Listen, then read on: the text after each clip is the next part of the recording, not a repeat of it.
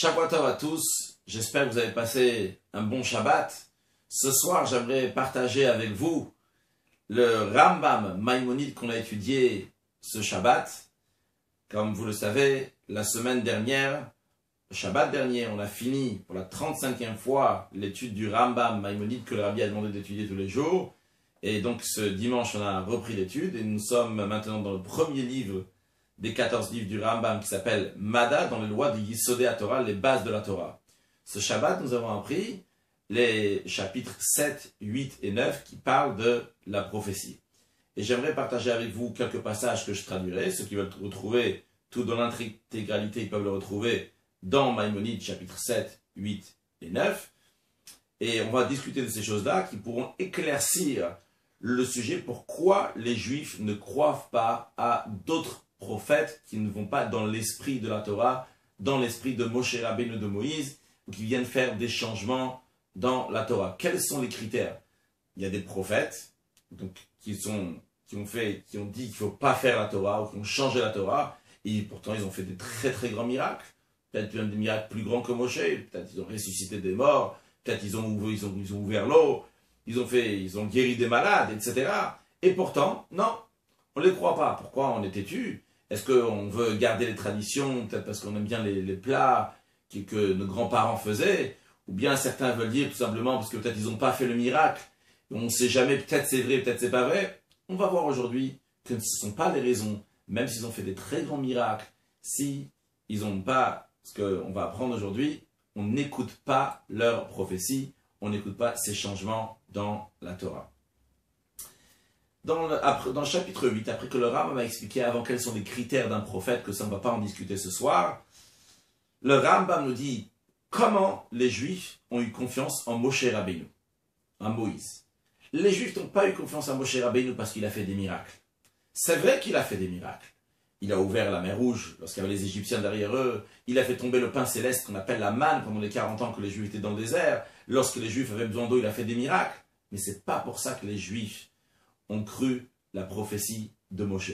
Parce que tout celui qui croit parce qu'il y a eu un miracle, il y a toujours un doute dans le fond. Peut-être c'est de la magie. Qui dit que c'est de la divinité ici? Qui dit que c'est un messager de Dieu?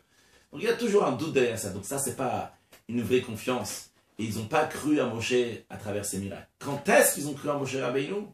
Lorsque c'est arrivé Ma'amad Har Sinaï, lorsqu'ils étaient au pied du mont Sinaï. Et comme le Rambam dit, les Juifs eux-mêmes ont vu, et je dirais même nous avons vu, nous avons entendu. On a entendu le tonnerre, on a vu le feu, on a vu les éclairs, et on a vu le brouillard, le nuage qu'il y avait sur la montagne, et comment Moshe Rabbeinu est parti s'approcher de ce brouillard, et comment on a entendu comment la voix de Dieu parlait à Moshe Rabbeinu. Et on a entendu comment Dieu disait « Moshe, Moshe, va dire telle et telle chose au peuple juif. » En effet, il est écrit dans la Torah « Panim be panim diber Hashem imachem » que Dieu a parlé avec vous face à face. De même, il est écrit « C'est pas avec vos ancêtres que Dieu a fait l'alliance, c'est avec vous. » C'est-à-dire que chacun de nous était là-bas présent. On dit chacun de nous, c'est-à-dire que tous les juifs, tout le peuple juif, c'est pas une personne qui a dit « Dieu, il m'a parlé à moi ». Moshe Rabbeinu n'aurait pas écrit dans la Torah une telle chose, un si gros mensonge. Il faut compter, il y avait 600 000 juifs. 600 000 juifs, c'est juste les hommes de 20 ans jusqu'à 60 ans. Il faut compter leurs femmes, donc il y a au moins 1,2 million. On rajoute les enfants, il y a au moins 3 millions, si ce n'est pas plus, de juifs qui étaient là-bas. Donc tous les juifs, pas une personne, tous les juifs qui étaient là-bas présents ont vu ce dévoilement divin, ont vu que Dieu, il a parlé à Moshe Rabbeinu. Donc, d'après ça, les Juifs, ils ont vu clairement, pas que Dieu il a parlé à Moshe et maintenant on doit croire à Moshe que Dieu lui a parlé. Non, eux-mêmes ils ont vu comment Dieu, il a dit Moshe, c'est un prophète. Donc le Rambam nous dit que les Juifs et Moshe Rabbeinu sont comme deux personnes qui ont vu une chose. Si nous deux, on était ensemble et on est parti, on a vu quelque chose. Est-ce que j'ai besoin de dire, écoute, tu veux que je te croie, fais-moi un miracle. Il n'y a pas besoin de me faire un miracle. Il n'a pas besoin de me ramener une preuve. Tout le monde était là-bas. On a tous vu que Moshe Rabbeinu, en effet, lui, c'est un prophète. À la suite, le Rambam nous dit, d'après ça, que tout prophète qui va venir après Moshe Rabbeinu, pourquoi on lui fait confiance? On dit, je ne fais pas confiance uniquement pour son miracle. Si c'est un miracle seulement, on va dire, ah, on va voir le miracle. S'il fait un miracle plus gros que Moshe Rabbeinu, il va ouvrir la Méditerranée, le Pacifique, il va ouvrir quelque chose de plus grand que Moshe, il va faire un plus grand miracle ou ressusciter plein de morts, ou faire quelque chose d'extraordinaire que Moïse n'a pas fait. On va dire, écoute, si on égalise des miracles, lui il fait un plus grand miracle. Ah, peut-être, attendez, il faut l'écouter. Non, on n'écoute pas les prophètes pour des miracles. Pourquoi on écoute les prophètes Parce que Moshe Rabbeinu a dit dans la Torah, dans Parashat Shoftim, dans le 5e livre de la Torah, dans le chapitre 18, verset 15, que lorsqu'il y a un prophète comme moi qui va venir, et l'Artishmaoun, à lui, vous allez écouter. C'est-à-dire, de la même manière que Moshe Rabbeinu nous a dit dans la Torah, évidemment, donc c'est la parole de Dieu, quand je dis Moshe Rabbeinu nous a dit dans la Torah, que s'il y a 2 témoins, ils viennent, et on leur a demandé toutes les questions, etc., ils ont bien répondu, on voit que ça correspond à ce que les 2 ils ont dit, on doit écouter ce que ces 2 témoins disent. Témoigne que tel a fait telle chose. De la même manière, il nous a dit que si le prophète, il est venu et il a dit une certaine chose, il a fait même un miracle, même si on ne sait pas si le miracle, il est vrai ou pas, de la même manière qu'on ne sait pas si les témoins, c'est vrai ou pas, on doit l'écouter. Non, si le prophète, il vient et il dit, je vais te montrer un très grand miracle. Et il fait, on a fait un très grand miracle. Mais il te dit, tu sais quoi, ça c'est une preuve qu'il ne faut pas écouter la prophétie de Moshe Rabbeinu.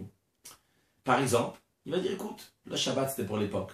Aujourd'hui, de nos jours, ça coûte, la vie elle coûte cher, il y a besoin de travailler Shabbat. Ouais, le Shabbat c'est trop casse-pied maintenant. Ou bien c'est pas la peine de manger cachère, les règles d'hygiène sont si bien, c'est assez bien aujourd'hui. Ou bien il va venir, quelle que soit la chose, il va venir te changer ce que Moshe Rabbeinu a dit parce qu'il a fait un miracle. Tu ne crois pas, pourquoi? Parce que tu ne crois pas au prophète parce qu'il a fait le miracle.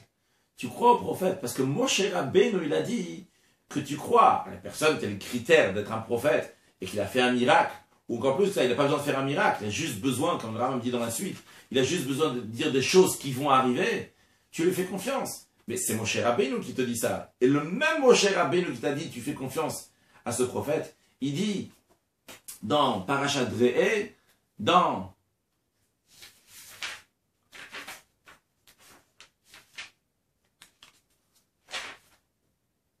chapitre 13, verset 2, s'il est un prophète, il va te mettre un miracle. Et le miracle est arrivé. Et à la suite de ça, il te dit, alors, conclusion, il faut aller faire l'idolâtrie. Eh bien, tu ne l'écouteras pas. C'est juste, Dieu il vient t'éprouver. Donc ça veut dire que tu ne crois pas au prophète, pas pour le miracle qu'il te fait. Tu crois au prophète parce que Moshe Rabbeinu il t'a dit. À quoi ça ressemblera, même dit? Imaginez, il y a 2 témoins qu'ils viennent et ils témoignent quelque chose. On va donner un exemple.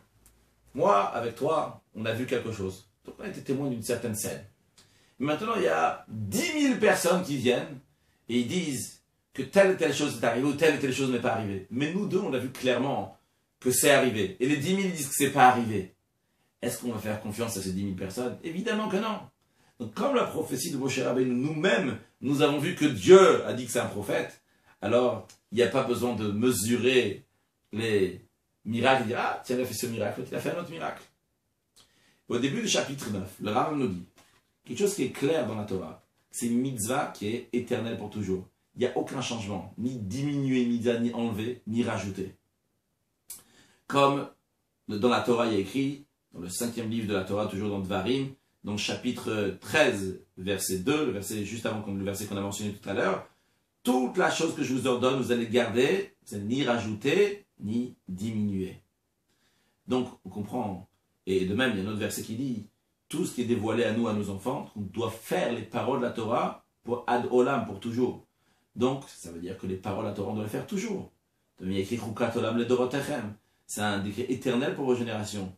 Donc, un prophète, il ne peut pas renouveler quelque chose. Il ne peut pas faire une nouvelle mise à nouveau commandement. Enfin, un prophète peut renforcer quelque chose que la Torah a dit de faire. Et c'est pour ça qu'en général, il y a des prophètes. Mais s'il vient, il veut t'enlever quelque chose, ça c'est impossible d'enlever quoi que ce soit, de changer quoi que ce soit de la Torah. On comprend donc pourquoi un juif, il fait confiance uniquement aux prophéties qui vont dans l'esprit de Moshe Rabbeinu. Tout ce qui vient et qui change quoi que ce soit de la Torah, on ne fait pas confiance.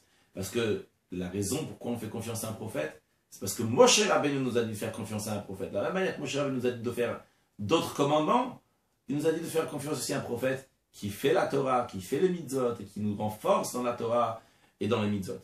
Alors, pour conclure avec un sujet, un petit mot sur Mashiach, dans le dernier livre du Rambam, dans le chapitre 11 des lois des rois, donc c'est dans les dernières lois, dans le 14e livre, le Rambam dit, il parle donc clairement de Yeshua Hanotzi, donc de Jésus qui est de Nazareth, qui s'est imaginé, qu'il a pensé être Mashiach, etc., etc.